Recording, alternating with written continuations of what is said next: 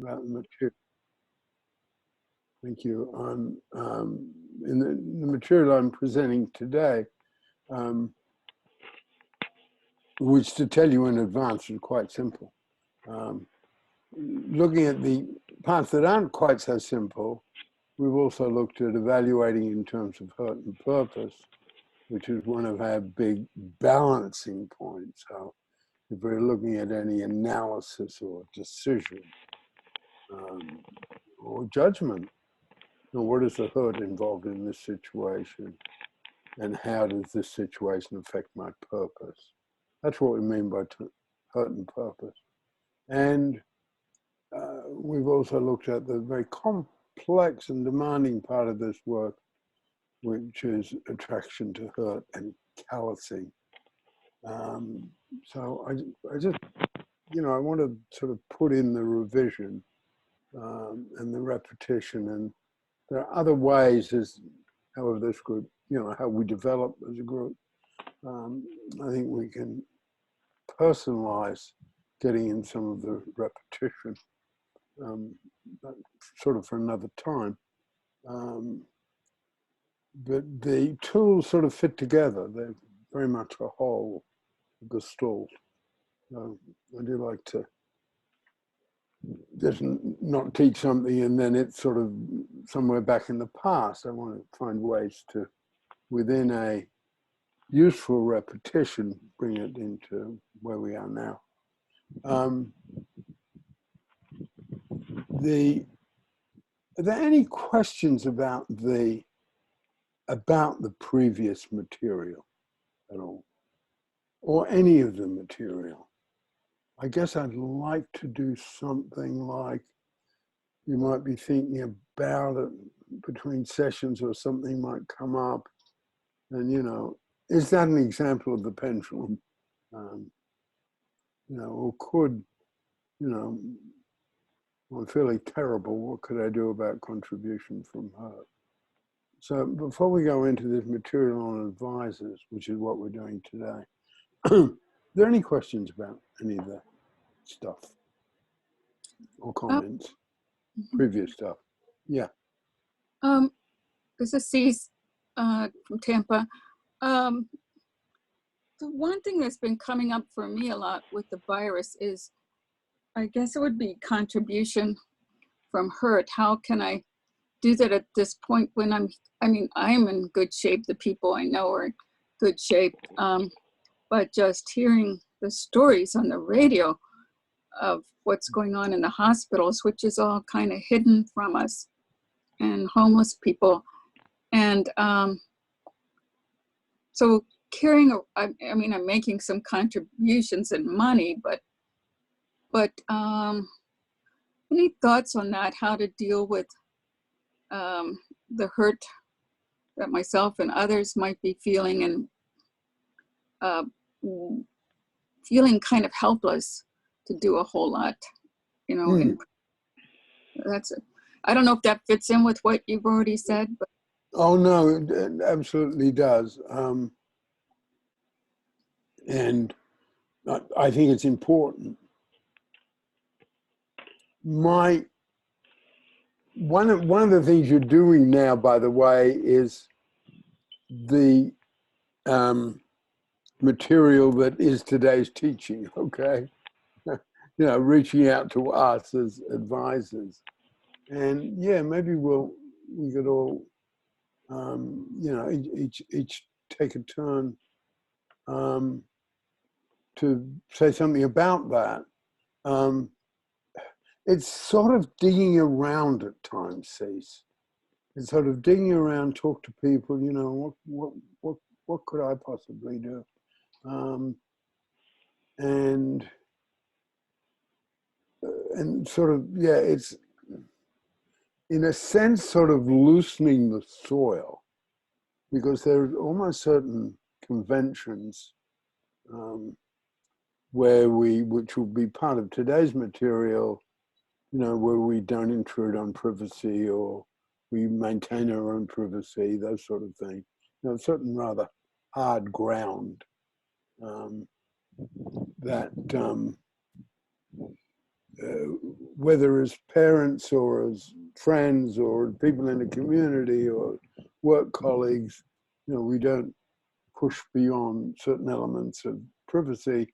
And that's why I think it's a question of sort of digging up the ground a bit. And, me knowing you from a long way back, what would it be like for you to reach out with your material or my material, if you wanted to, in some sense, you will have a sense of what it's like for people to be home with their, I don't know the modern technology, modern words, okay, with their handicapped adults or their handicapped children, okay? I mean, that's in your background. Hey, honey. You would have something to say about that. I think, is there somewhere I could, because I have no experience in that field, okay? Challenge, very severely challenged adults or children. You do. Well, that's helpful. Thank you. Yeah. And again, it's with traction to hurt. I'm sorry, with contribution from hurt. I think it is sort of, digging up the hard ground. Is there something I could contribute? And maybe because I want to do what I'm calling the pedal and lift. I want to get out there to organizations a bit quickly, and I guess my contribution from her, can I find someone who can help me get it out fast? Yeah. So, Shelley, hi. Peter invited questions on the material we've done in earlier weeks, and Cease was asking, sharing her concern about people going through the current crisis and how could she contribute. And because the topic today is advisors, Peter invited us to give feedback to Cease about her question of how, what's a way she can contribute. So would That's anyone the else context like to you come came in in on that? I would. Yeah, sure. So Peter mentioned at the beginning of the presentation about when he mentioned the pendulum, he mentioned that it's a very useful tool in relation to people who would be diagnosed bipolar, and that was me. And so I come in on what Cease said with not direct advice to you, Cease, but just to say that in my case, I have to put my mental health recovery first, even though I'm really sane nowadays and making good contributions. I still have to have that self-care as my priority, whatever's going on. So I just, in terms of advice, I suppose that comes back to, don't forget, you too, I'm not saying you have my history, but however terrible things are in the world, we're actually more helpful, that old put the oxygen mask on yourself first. That's always worth just checking in. Am I concerned about others to the detriment of my own self-care? I'm not suggesting you are. I'm just saying that's a thing to evaluate. Hold on, yeah. I'm doing this complicated international Zoom thing. Sorry about that. a non-techie response there. Does anyone else want to come in with, though you haven't had the teaching yet, with some feedback to Cease on her question? Just unmute yourself if you do. Yeah. I would if I may.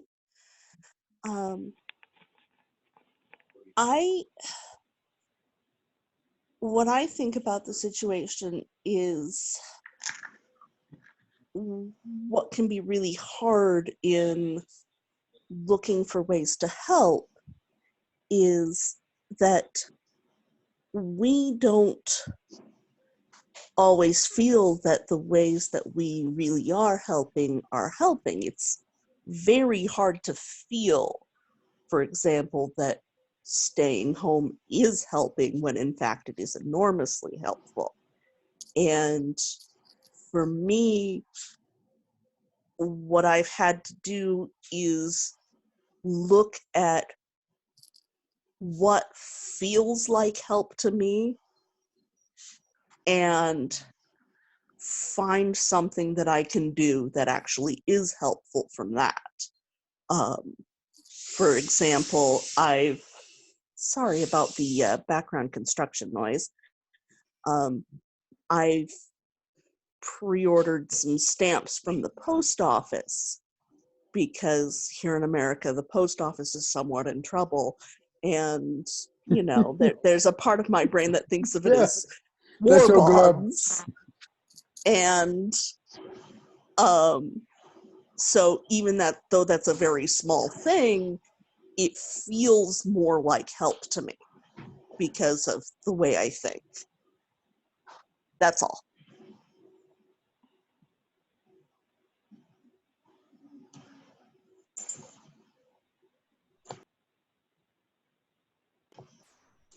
So obviously Peter didn't mention the part of the credo that's about you can always pass or say no.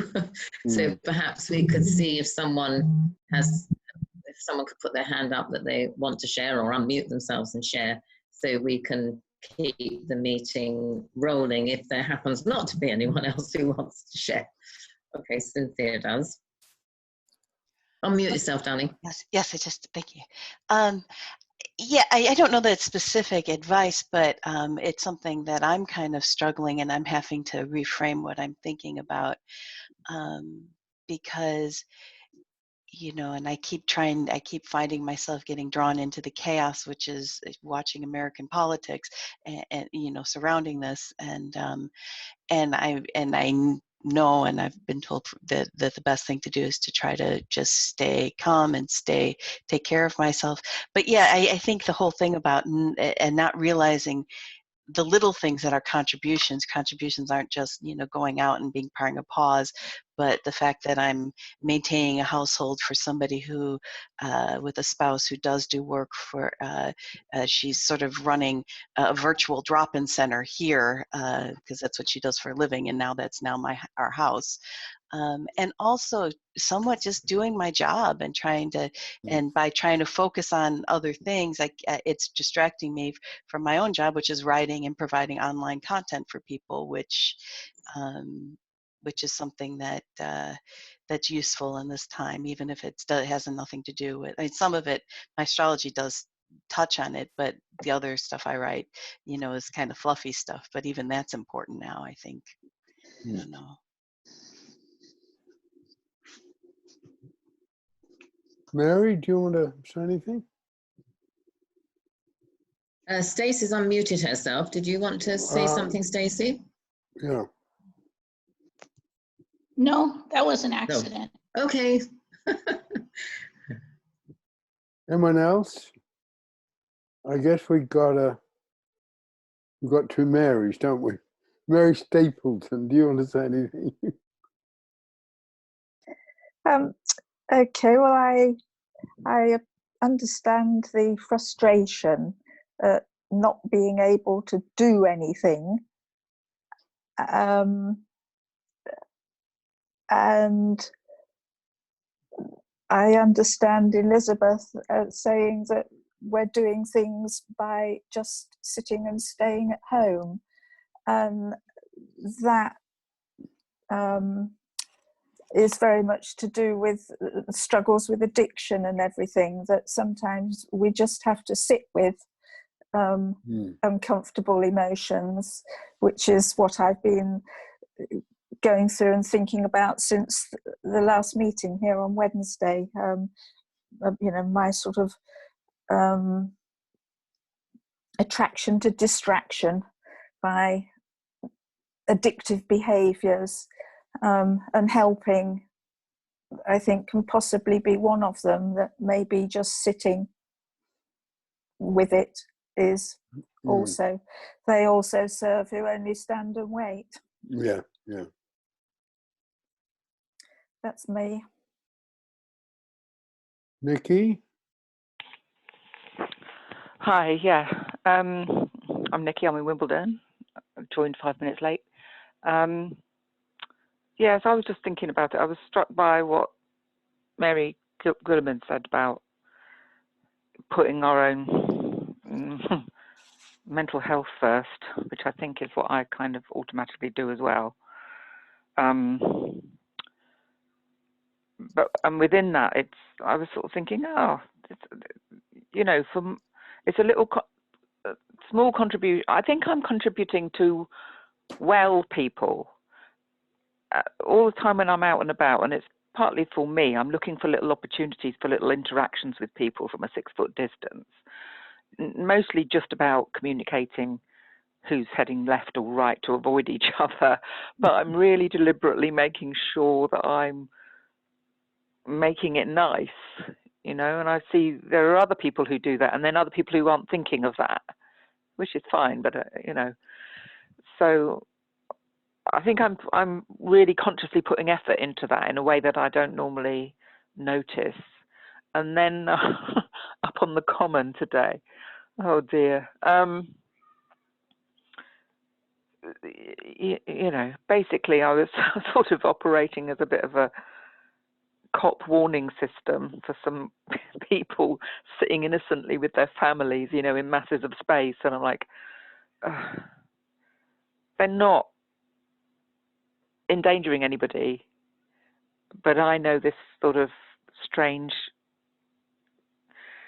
vehicle with cops in it is on the way, so I'm like, they're on the way anyway. It was just little things, it's strange things I'm doing, helping the well people. that's feeling good to me as well. It's a little contribution from me. That's all I've got to say. Thanks. It's fascinating, isn't it, that I can't think of any other time where we are making a really, really important contribution by staying home and not getting close to anybody. Okay, it's a very strange time. And we are even making, in doing that, we are making, this is the bit that gets me a little bit in terms of this material. We are making a contribution to the people who break the rules because they depend on us not breaking the rules. Otherwise it'll take off. But yeah, theoretically it's fascinating. Shelley, do you want to say anything about this?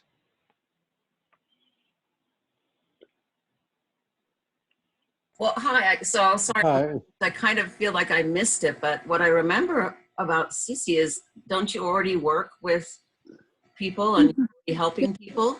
Yeah. Yeah. So to me, that's your contribution, isn't it? Yeah. You're doing a lot. Yeah. Well, Was that me? Sorry, to me? Or to somebody else? That was for Cece. The original question was from Cece. Okay. yeah, that what the insight I'm getting from all this is that on the pendulum, I can go swing way out, like save the world kind of stuff. Like, let me rush out. I mean, that's my first impulse and kind of things, like, where can I jump in? And, I'm realizing that that's something that's perpetual with me, and to bring it back in the middle to what I am doing and acceptance for what my limitations are right now. So I think that's really helpful, to calm myself and stay in that middle rather than to get all I mean, there's some things I can do out there, but for the most part, it's staying what I'm doing. So this is very helpful. That's kind of a recurring theme in my life. So, so thank you. It's probably true for a lot of us, right? As therapists and social workers, we want to be the superhero flying in and saving the day. Right. Yes. So thank you. That's very helpful. Thank you. So I want to go into the material which is called advisors, okay? And this is, you know, I do believe that this is some of the most profound, this is one of the most profound tools we got. And it is really also one of the most simple. Advisors are, hold on a minute.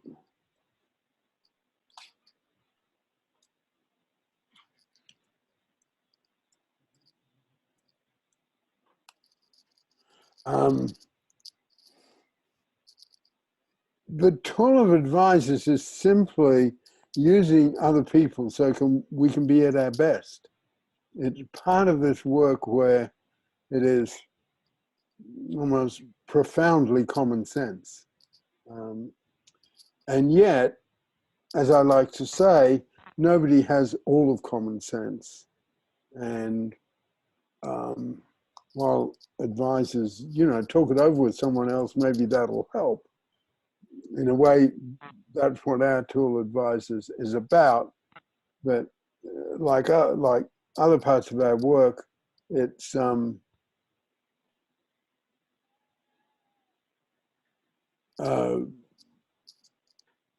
the definitions and the details of how the tool is used are really important. I'll be going into them again. But to paraphrase, at the moment, certainly one of my favorite people, you know, the Nancy Pelosi, to paraphrase her statement, test, test, test, well, we say advisors, advisors, advisors. You know, if something's going on for you, use advisors.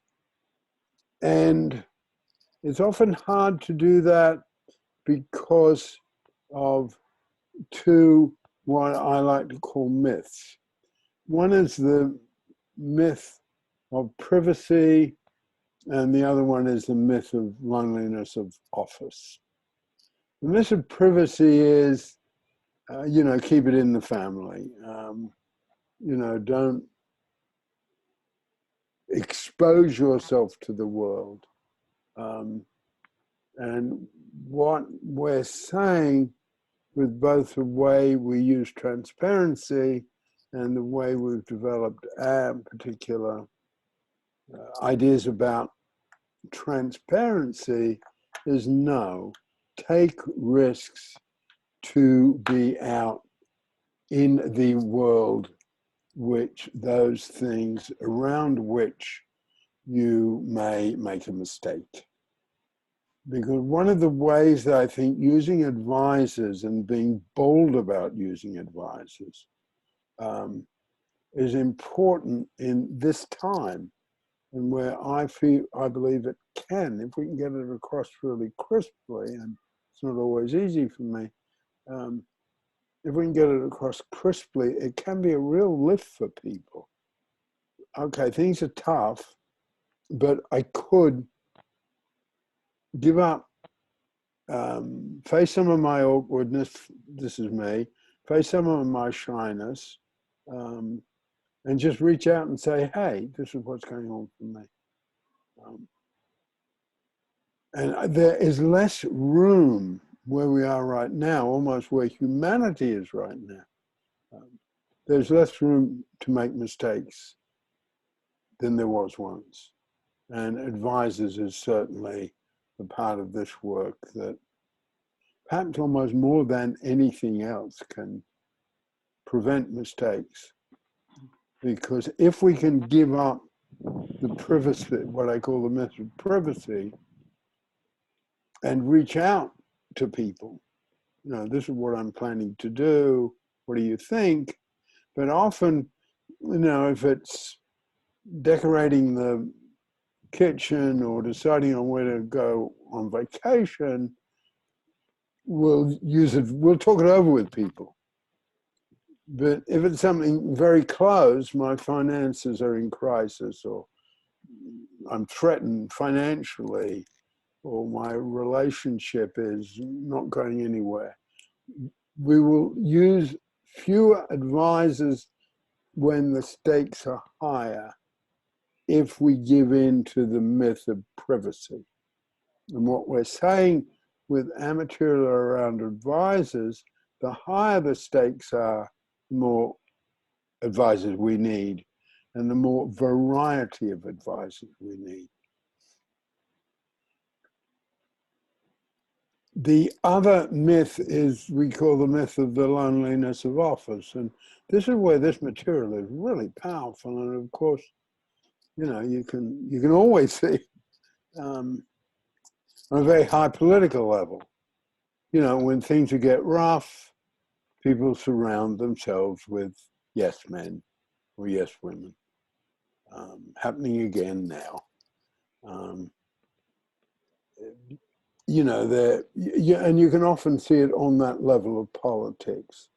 You know, well, I'm the president, I'm the prime minister. You know, the buck stops with me, so I have to work it all out on my own. And so, and that's a myth. You know, the person who has all that power could reach out to a whole bunch of people. You know, would you mind coming in and advising the prime minister? Who's going to say no to that? But they don't, they close off. And often the more power people get, the rougher things are, the more they close off. Things get worse, so then they close off even more so. Yeah, I guess one of the ultimate strengths of democracy is that those in power have to listen to those who don't have power.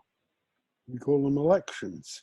In a way, elections are a very complicated use of a whole bunch of advisors who are very varied. So what we're saying around it, we're making a couple of things in terms of defining this tool, which is really simple. It's a really simple tool. One of David Pellin's particular powers at times was to take something very complex, make it simple, and but within the simplicity, it has an enormous subtlety and a wide application. That was one of the things he did with his mind. So the more responsibility we're facing and the more hurt that's around, what we're saying is,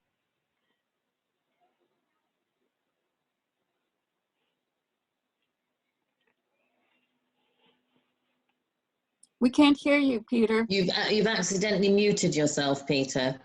You just said did. the more I- advised, the more power and the more hurt we're surrounded by, something like that. yeah, if I talk too much, people, you can't mute me. That you should be able to. Yeah, the more responsibility that is around, or the more responsibility we're carrying, the more hurt that's around, the more advisors we need, not the fewer. And the myth of privacy and the myth of the loneliness of office takes it into that place where there's so much going on, it's best if I don't talk it over with anybody, whether that's in someone's private life or their public life. What we're saying, no. And there's an awkwardness in reaching out, at times reaching out to advisors. You know, my marriage is in trouble, or, you know, I might lose my property, or I think I'm doing really badly at work. You know, I think I'm about to be canned. They can be hard things to reach out to. But once they're reaching out, so there is a risk in using advisors at best, just the same as there is a risk in our concept of transparency. But one of the things we're saying in this time, the stakes are too high. There's too much tragedy around. We've got to be able to take those risks. You know, if I can't get my material out as quickly as I want to, I've got to get hold of some advisors. Get it happening. Get it out. We have a particular way of defining advisors. An advisor, and these are very specific, and this makes the tool, I think, extraordinarily powerful. One is an advisor is someone we select. We make a distinction between an advisor and an advice giver. An advice giver is someone comes in unannounced. We're defining advisors as someone we select. Another quality of a good advisor is someone who has our best interest at heart. And in having our best interest at heart, will encourage us to use other advisors as well. A really good advisor will say, well, you know, this is the way I see it. And, you know, I'm pretty strong about this. And, you know, I've really got these suggestions to you, but also talk it over with other people. A good advisor won't be afraid of someone getting a second or third opinion. A good advisor needs to be someone we can listen to. In terms of memory links, if someone might be a great advisor, but they remind us of somebody in our past who was damaging to us, and we may not be able to hear them. You know, it might be across class issues, it might be across gender issues,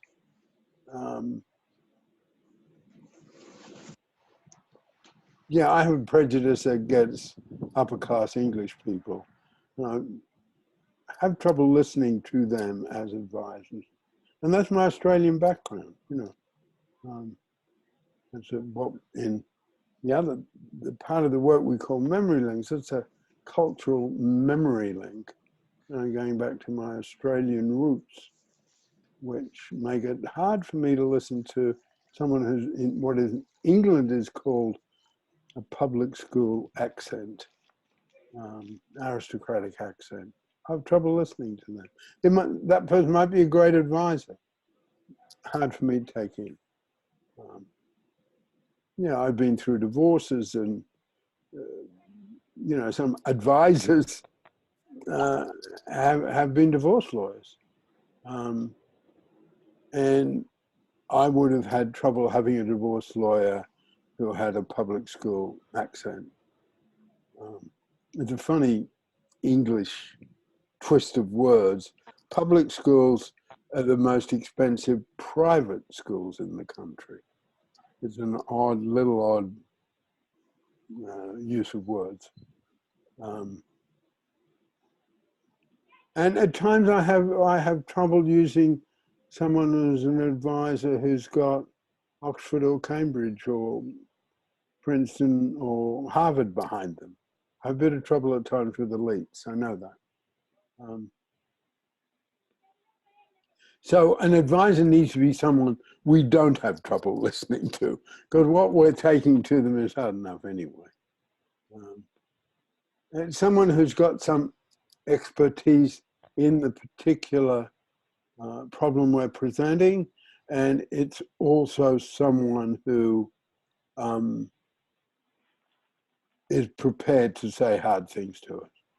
That's why the listening part of it is so important, because the advisor, a good advisor, will be saying things to us that we do not want to hear. The material on advisors is really clearly outlined in the what's called the contribution training manual. It's a free download on the Pellon website.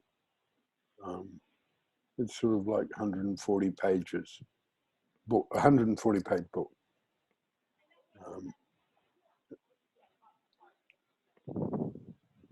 Advisors can be the difference between success and failure, happiness or not being happy. Advisors can make that difference. And often people who are very successful intuitively are very good at using advisors. Any questions or maybe everyone could give, I wonder if people could give an example of something around which they could or have used advisors.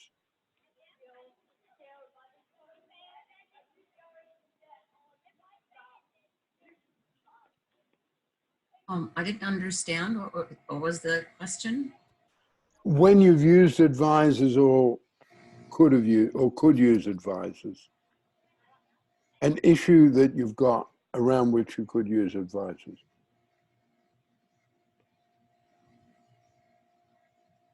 Peter, I had something that popped into my head. It's a kind of accidental use of advisors rather than asking about a particular problem. Some of you know I did my first solo show just before the virus struck, and we have small groups that are now online.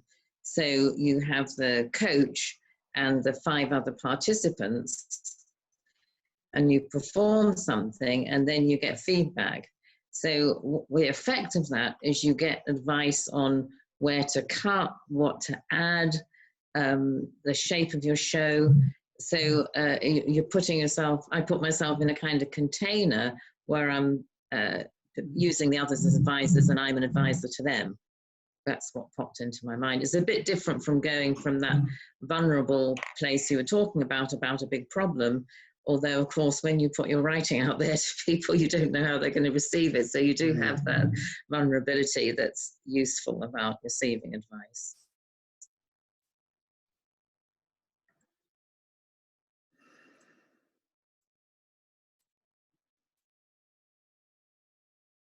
Oh, Elizabeth wants to say something, Peter. Yeah. Hi. One area I use advisors really, really extensively is around parenting, because parenting, especially right now, is a really daunting task.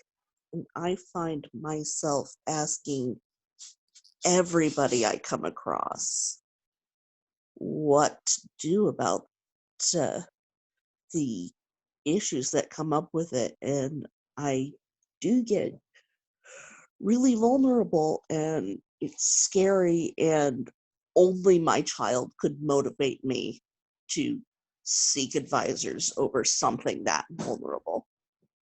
Yeah, I think that's a good example, because I think at times, because it's our kids, we sort of push through and use advisors. What I'm saying, there are other things where we're sort of more protected, like work or money, where we have a bit more trouble pushing through. And of course, the parents who don't push through the way you're talking about, run into, disastrous stuff. So, I mean, kids are a good example of how important advisors are, and in a sense, how simple it is.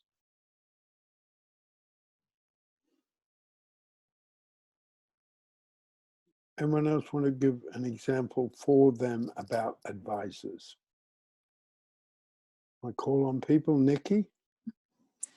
Hi, I will. Okay. When I first moved down to Eastbourne, I didn't know anybody 4 years ago, and I had to get out there. I moved down on my own and get to know people, and I have now got a bunch of about 15 women, all of us of a certain age, quite a few who retired from London and moved down here the same as me. And we meet regularly, walking, going to the theatre, having, lunches and coffees, and in a big group or in smaller groups. And we, because of my Pellin training and working in rehab and, my ease with transparency, I have shared a lot about myself Mm. very quickly within that group, and it has encouraged everybody else to open up and share things. We've mostly got grown-up children, and there's lots of issues with grown-up children, and that we have supported and helped each other with, and they are now my bunch of advisors. Yeah. That I have around me. They're friends as well. We're a mixed bunch. There are people that I may never have got to know previously in my life, but now somehow I'm much more open to whoever's available to be a friend, I think. Yeah. We have so much in common that the things that we don't have in common don't matter. They're useful. So yeah, they're my advisors, and I'm missing them terribly at the moment. We've tried Zooming, but it Yes. doesn't work in the same way as being Yeah, in a yeah. gang and being able to go Yeah. in, ones and Yeah. twos and groups and things. So, Yeah. but yes, I value them and have shared everything with them. Mm. No, it's interesting, and I appreciate you saying the Pelham bit in there, because we do model, and professionally we model. Our concept of transparency is in the field almost revolutionary. Okay, and more about that on a theoretical level another time, but it works to be open. It just does. But it's not always easy. It's awkward, and we have a concept about not a concept, a rule about transparency in training people, training practitioners, that we're transparent in direct proportion to our status and experience. That means the more senior people are more transparent, the less senior people are less transparent. And usually you get the reverse of that. The consultant psychiatrist will be very closed. The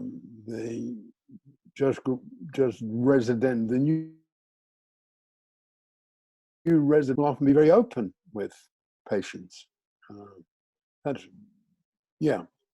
So it's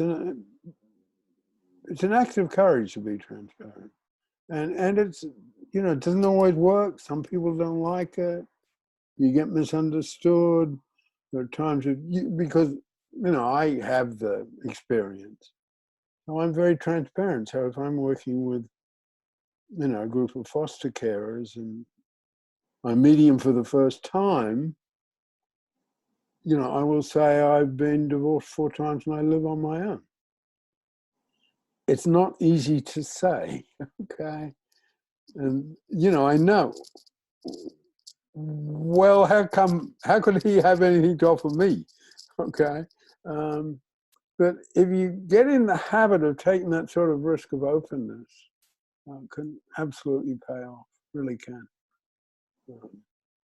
I guess in this time, I think it's absolutely going to pay off. And the common sense, almost the folk wisdom behind much of Pelham,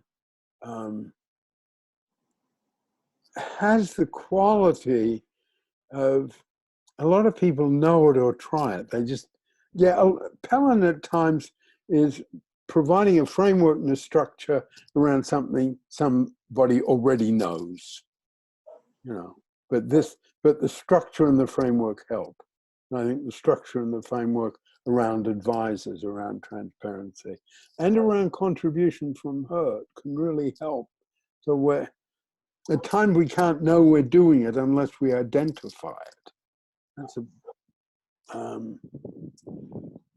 So at times just taking the risk of feeling awkward or taking the risk of possibly being understood will pay off.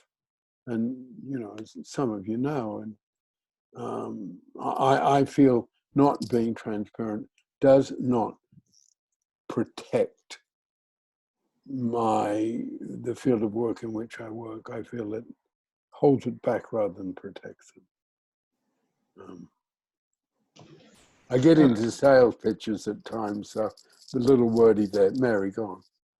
Well, I just wanted to say, I think advisors is a good example of what you just said, the structure of the tool, because that's the way the Pelling tools work in general. You know, you can be upset and you can go, uh-oh, the pendulum, or you can have a problem and you can go, oh, you know what?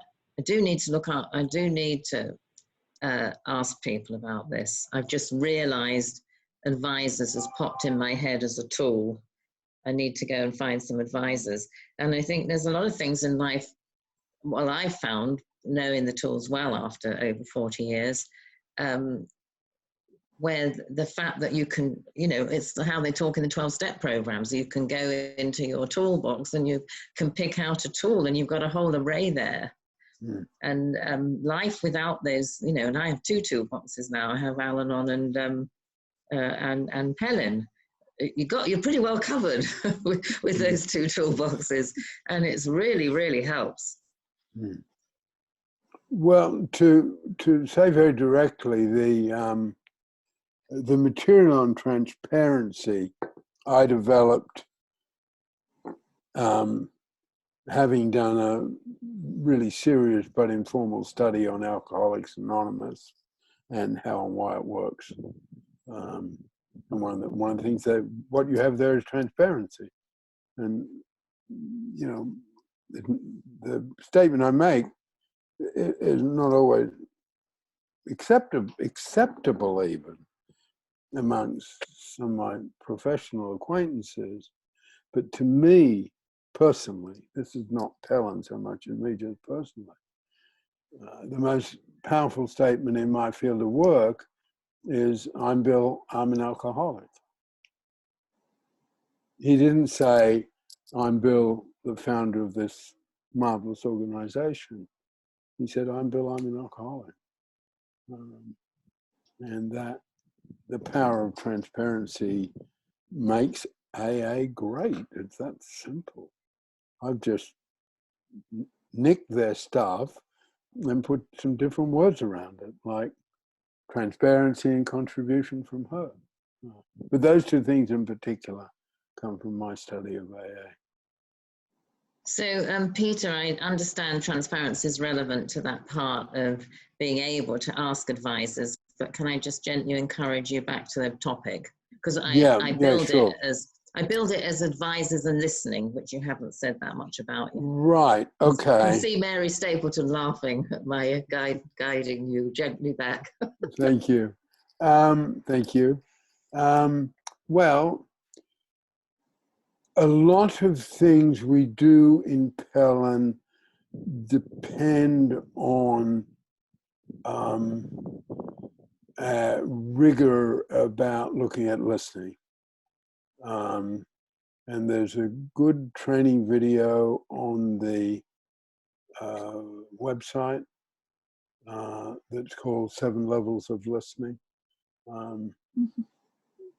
One part of listening, the first level of listening is called passive listening.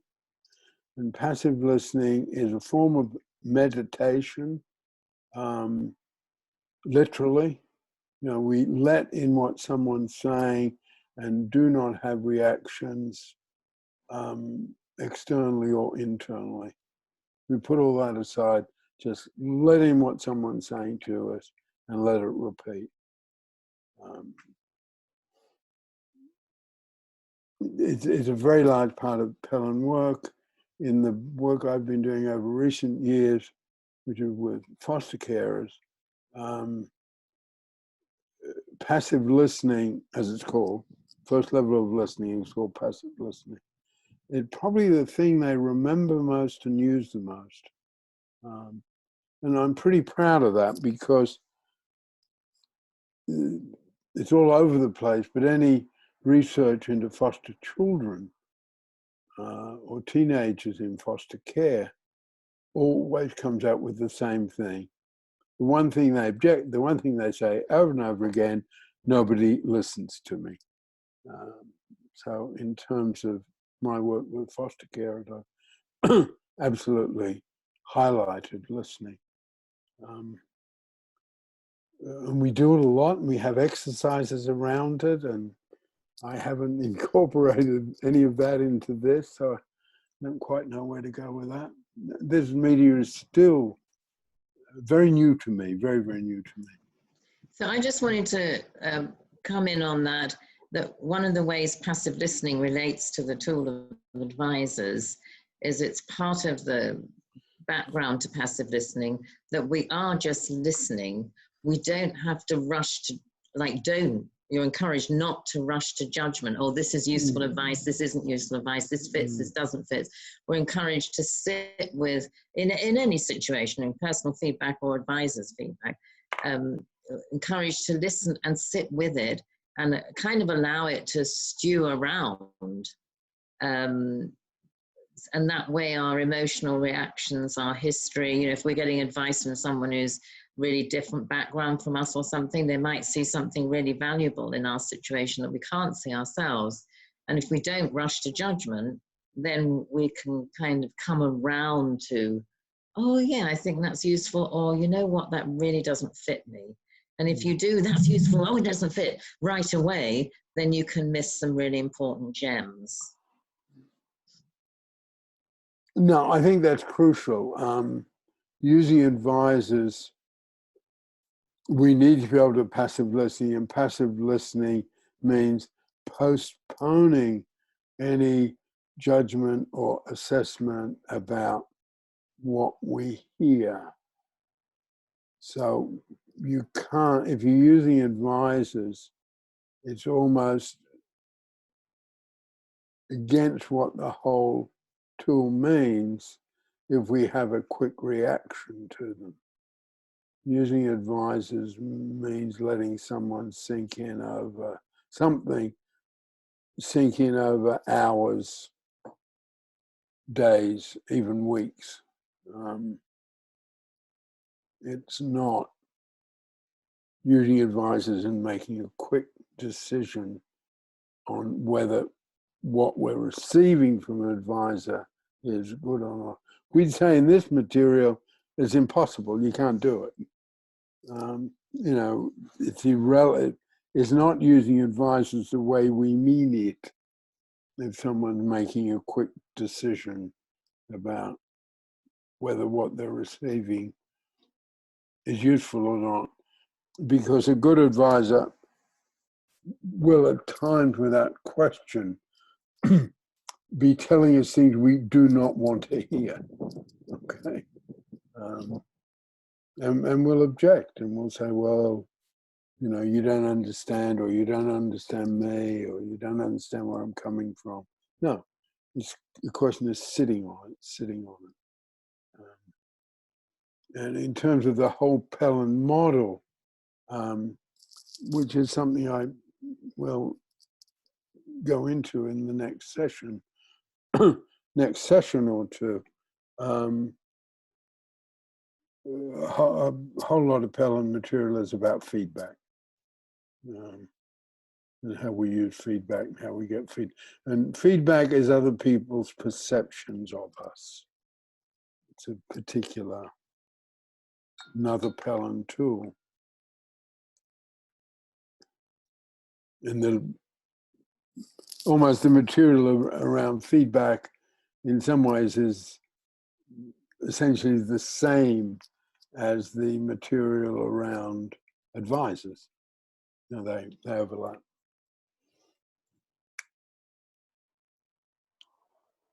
Shelley, do you want to comment on any of that?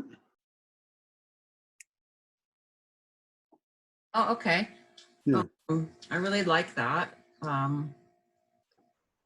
Whoops, sorry. Ah, there you are. I don't know why the screen just goes white. We're trying to take notes on what you're saying because it's new to me, that when you're using advisors, then passive listening is important and not to have quick reactions. And so that's good. But I know for me, I might have a quick reaction, but I need to just still tell myself, okay, all right, but I'm not going to act there. I'm just going to let it sit. I'm going to let it be, see how this works for me. Yeah, and the quick reaction might be correct, okay? But it might not be correct. We need just to take time. Yeah, but I like that. That's like a form of meditation. Yeah. And we talk about, I won't go into them all now, but Mary won't let me. But, you know, there are 7 levels of listening. We don't say people should passive listen all the time. Okay, it's Right, not like that. I know. It's not like I know. that. I've Yeah. been trying to read through the training manual online, but there's just so much. I haven't really got through it. But I started looking at listening, the levels. Okay, thank you. Yeah, I really like it. Thank you. Yeah, thank you. Elizabeth, do you want to say anything about advisors? Anything else? Well, I was actually thinking about what you said about passive listening and how my training is in business. And in business school, we are trained to do the exact opposite and engage in active listening because we care. I mean, I'm going to be frank and a little harsh about this. We care less about what the other person is saying and more about what the other person thinks of us while they're talking. Okay. And that's why the active listening is such a big thing in business, is because while they're talking, you're influencing their opinion of you. And how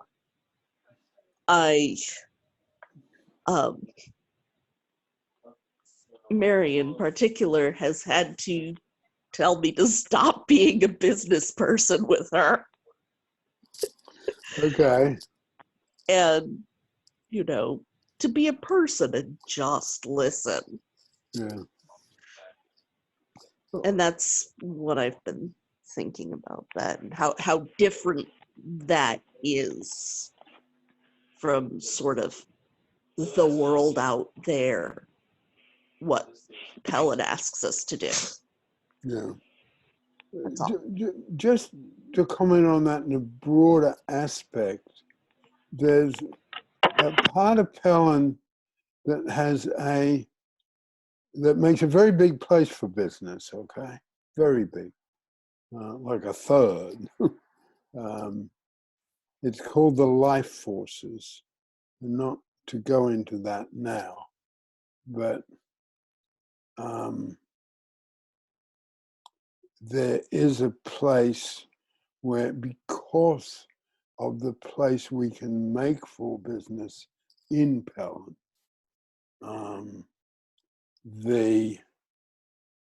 we're you know, open to active listening. Okay, you know, we're very much not coming from the place where, you know, the whole world would be a better place if we're all authentic and into our therapeutic issues and solving them. You know, if that was the case, you know, there will never be enough jobs for young people, and the planet will go bust, because those sort of issues come from people who are, quote, very much into business. Okay, there's a balance in that as the material develops. Okay. Cynthia, do you want to say anything about advisors?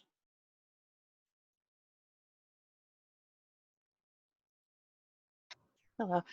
Well, I was tempted to pass, but yeah, this is probably some of the most challenging things. And actually, while you're doing this, I think Nikki came on and off, and I thought I just readmitted her, but I don't see her. But anyways, yeah, I have a lot of, you know, I had a crazy double. I have a lot of memory links with authority figures in particular, and I also come from a family that that just has I don't know if it's cultural because we came from a Swedish background or just in general. There's this big distrust. Oh, there she is.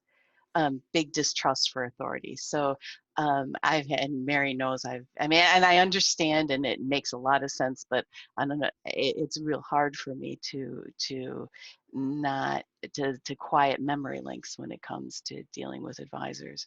But everything makes sense, and on an intellectual level, I agree, but this is probably one of my big growing edges.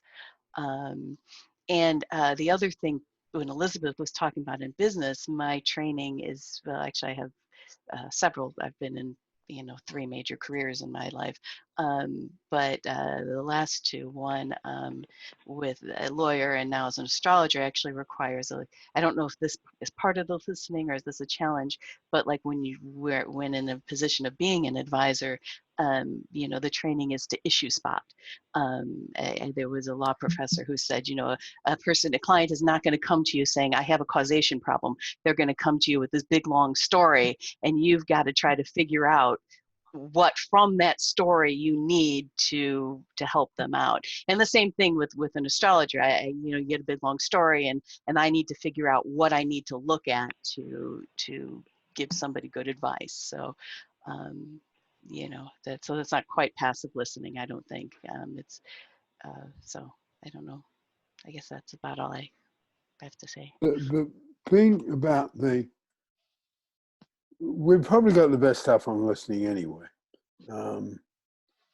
And if you get into the several levels of listening in terms of the things you were talking about, it can really deliver a lot of accuracy. A lot of accuracy.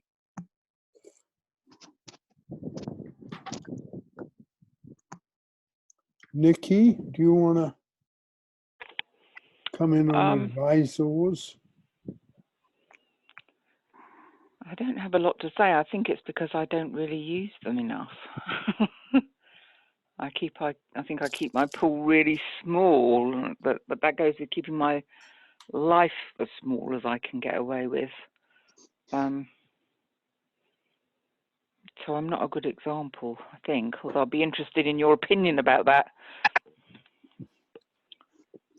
I'd agree with what you said. Okay. Yeah. Peter, I'd like to share, Stacy. Yeah, yes, please. I left the meeting because my mom called with another guilt call. It's all your fault that I'm here and I don't belong here and all these people are crazy and I'm sane, and yeah, sane people don't want to kill themselves. Yeah, that's hard, Stacy. Wow. And so I'm struggling with that. I checked in with my advisors yesterday. I called my people in AA. I called my sponsor. My sponsor's like, no, you didn't do anything wrong. When people threaten to kill themselves, we call 911. That's what we do. When they have a plan and they're serious, we don't let them go off and do that. Yeah. So I don't know. What do you guys think? Well, the expression, thank you for sharing. Yeah, I really feel for you about that, okay? And I'm sort of lucky at my age with health. But if my kids can't get hold of me for a few days, they don't like it, okay? And I think you did the absolute right thing. Would other people like to come in on what Stacey shared with us? Yeah. Go ahead, Stacey. Okay. Well, in a way, though, you weren't really making that decision on your own, because if you took your mom to the hospital, there's staff there that will evaluate and also make a decision. So you were kind of the first person to recognize the need, or maybe you're not, but anyway, you recognize that it was an immediate need, and they will check you out too. So does that make sense to you? You didn't really Yeah. put her Yeah, in I the didn't hospital. do it. The police Yes. made the decision that, well, Mm. you sound serious to us, so we're Yeah. gonna turn you over to medical and see what they Right. say. And they would not do that unless there was good cause. So you were just the caring person that made the phone call. And so that really sounds like the right thing to do. That makes me feel better. Yeah, I just, She's laying it on, and she's like, I'm gonna get the coronavirus. I'm in the hospital. There's homeless people here. There's crazy people here. I have a roommate. She's not wearing a mask. Yeah. I can't eat because I won't take off my mask. yeah, I was going to say that's an extra dimension, obviously, that's really scary. But I was going to say that's a really hard thing for a trained therapist. You know, we're mandated to get somebody help if we think we're serious. We don't have any choice. It's the law if you're a trained therapist here in California. It's incredibly hard to still do it when it's not even a relative. So, but we're prepared. That's what I was getting at. You're prepared that this is going to come up and you're going to have to do it. And as an ordinary person, you're not prepared, and it's your mom, and it's the middle of the coronavirus. So you're bearing a great lot of things that could really upset you about it, even if your mom was being good about it. So it's very overwhelming for you at the moment because there's all that. And she's not being a good sport about it. Exactly. You know, so it's really hard for you, and I'm really glad you came back to the meeting and are able to reach out and get the fact that, you know, this group of people is supporting you in what you did, which can help against the barrage. You know, the Detached with Love thing, obviously, from AA, as well as Al-Anon, right? So, I mean, you know, it's like this is a case for that tool, isn't it? Where your mum can't help herself, but you did the right thing. So you step back from barrage as much as you can, you know. Yeah. And can I say something? And the professionals made the professional assessment about hurt and purpose. They made the decision, not you. But your mum can't phone up the cop and emotionally blackmail him about she's going to die of coronavirus now instead of at her own hand, and how dare he, you know. So you're the only one she's got to do all that to. Yeah. And she was saying, like, for weeks, I want to catch this virus. I'm not going to wear my mask anymore. And I want to die. And so it's just, she's been suicidal for weeks. And it's just, I finally just, when she had the plan to drive off somewhere, I mean, if she was going to do it here, I could stop her. I could have her stomach pumped. But she was going to drive off somewhere and take Tylenol. And I looked it up, and Tylenol can kill you. I have something very simple and very short to say. Sure. I have been suicidal in the past. Thank you for keeping your mother safe. Yeah. Thank you. Yeah, I've attempted suicide, and I got a bad manic episode for 14 days. I overdosed on my Ritalin. I quadrupled the dose, and I'm lucky I didn't have a heart attack. And so I know where she's coming from. I know how hopeless you can feel.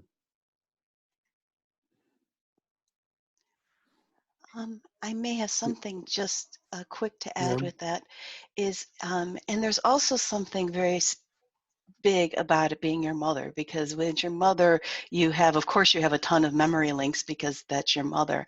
I have a mom who's alternatively been addicted and been with people who've been addictive, and it is incredibly, no matter how strong you are and no matter how much you know, even how much support you have, when your mother tells you something, there's part of you that this is my mom and I've got to do what she tells me. and that's incredibly hard to resist, and that's all I wanted to add into that. The memory links, and she's been doing this since I was 9. It just means she's at the end of her rope usually. But this time her plan was very specific, so, and the authorities agreed with me, so I have to realize that it was probably the right conclusion. It is me being a bit of a, which I can be at times, a bit of a ruthless trainer. Passive listening can be, once you get into it, okay, can be a really useful tool in situations like this, because it can give you some this is technical, it can give you some emotional distance from your own memory links, okay? That'll be good. Yeah, and passive listening doesn't mean we're not taking in what someone's saying. You know, but we are just being there, but not being emotionally hooked into it, okay? Yeah.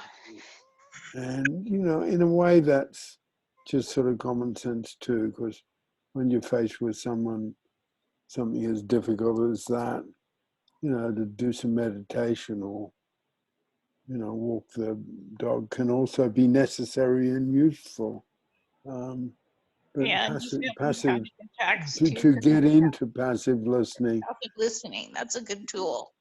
Yeah. Write that down. Detach and passive listening. Yeah, that can help. Can I just give an example of that?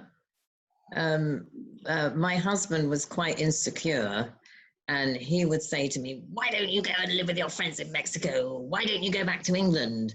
And I just learned to just listen, and with that detachment thing, and it stopped upsetting me. I just thought it's his stuff.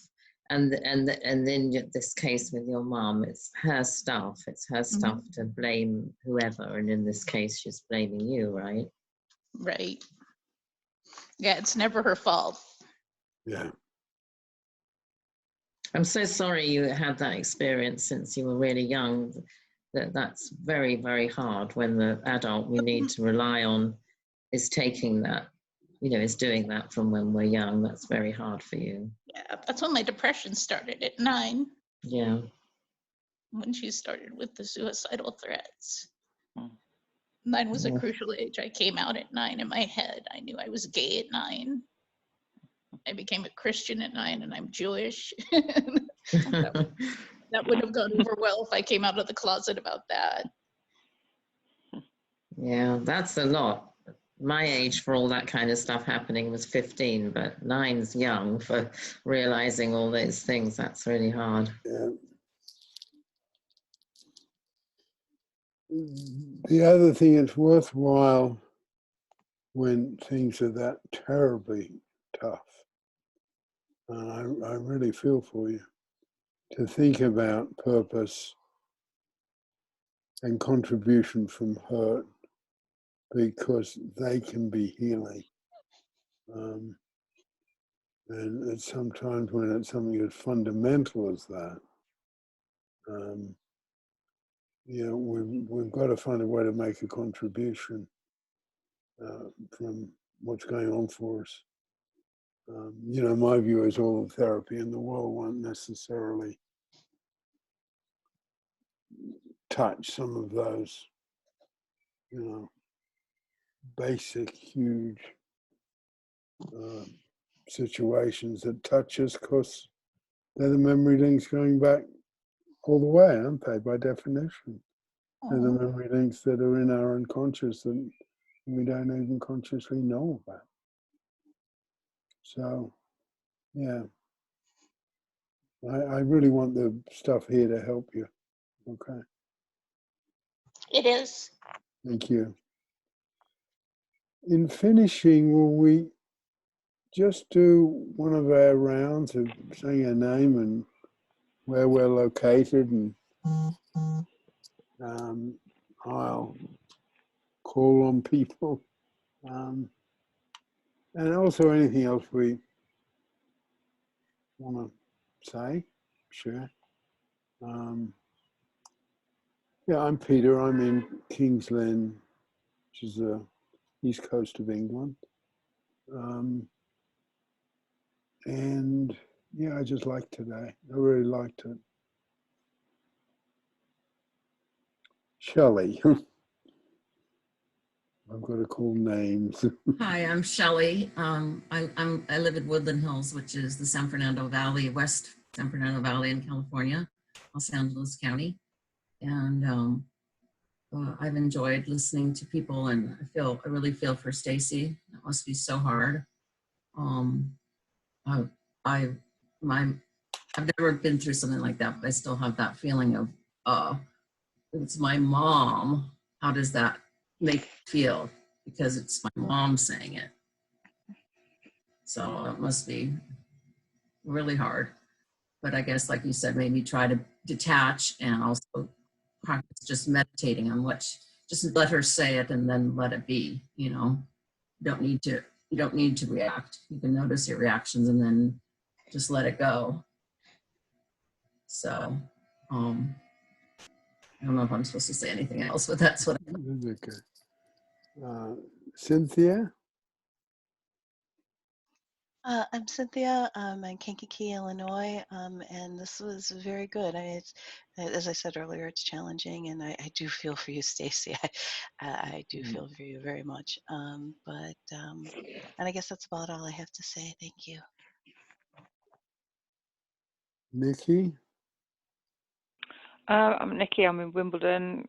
About my day today, I had a really dense day in my head, just dense in my head. But I've sort of emerged out of it just like half an hour before we started. So yeah. Anyway, I feel like I'm in somewhere else for the day. Okay. Thanks. Sheesh? Yeah, I really relate to you, Nikki. My father had a long history of bipolar disorder for most of his adult life, maybe even before, and alcohol usage. And I felt this thing that I had to take care of him somehow, or I mean, for a long time, like I had to save him somehow. And it was a heavy burden. It kind of was in the back of my mind a lot of the time. And I remember one time he was really mad at me that he was in the hospital. Later he came to accept it, but I remember one time he went to see him in the hospital, and I said something, and he jumped out of the bed after me, and I was afraid of him at the time. So it was a really difficult period. Later, I think he came to accept his mental illness more, and I had to use a lot of advisors, a lot of people to help me get through all that. So I really, I can relate to what you're saying right now, and I hope you can find that support, because that was, I had like 10 different people that I would talk to, and so thank you for sharing. Thanks. Elizabeth? Hi, I'm Elizabeth from Eugene, Oregon, and I just want to say I've really been enjoying these and getting a lot out of them. I haven't been able to come to all of them because sometimes they coincide with my daughter's schoolwork. But everyone I've been to has been really helpful. Okay, Mary?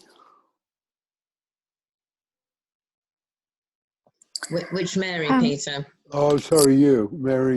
Oh. Yeah. Mary. Anyway. Mary Stapleton. Okay, let's do it. Okay, right. I'm Mary. I'm in Eastbourne on the south coast of England. I'm very much enjoying this as well. It's a lovely reminder of times spent in your front room in Clapham, Peter.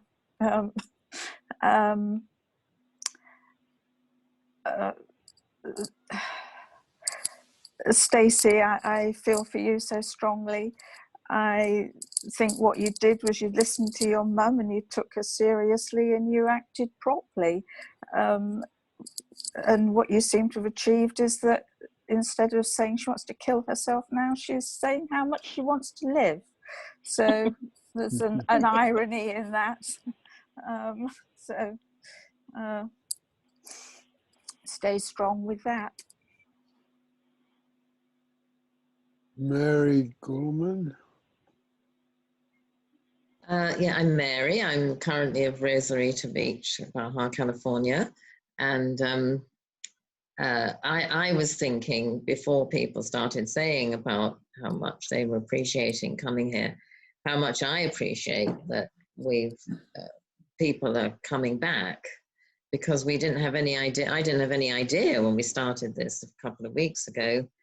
I thought it might be different people every time. So that's I really appreciate that, because, well, because I saw that people who hadn't been in the earlier longer residential programs, my longest one was 3 months in Pell in Italy when I was a very unhappy point of my life, or hadn't been in the London Pell training courses, they didn't hear the tools often enough to really get how Pell works. So this is a wonderful delight to me that I didn't know was going to happen, that because people want to come back, we haven't done enough for you to get the repetition yet, but in a sense we have, because Peter's referring back to other tools.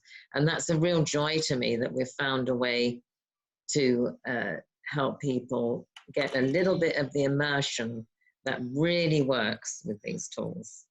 The repetition and immersion, that's it. Stacey, do you want to say anything else? Just thanks everybody for being my advisors today, part of my advisor tribe. And it's gonna be okay. It's gonna be okay. Well, we'll end on that note. And again, yeah, thank you tons for coming. I love it. I'm getting there. And we'll meet on Wednesday. Okay, bye everyone. Feel Right. free to Bye-bye. accommodate Bye, yourselves. Bye. everyone. Bye-bye. Bye-bye. Thank you. Bye, Bye. guys. Bye-bye. All right, do I close this? Yeah, just close everybody. That's fine. Bye-bye.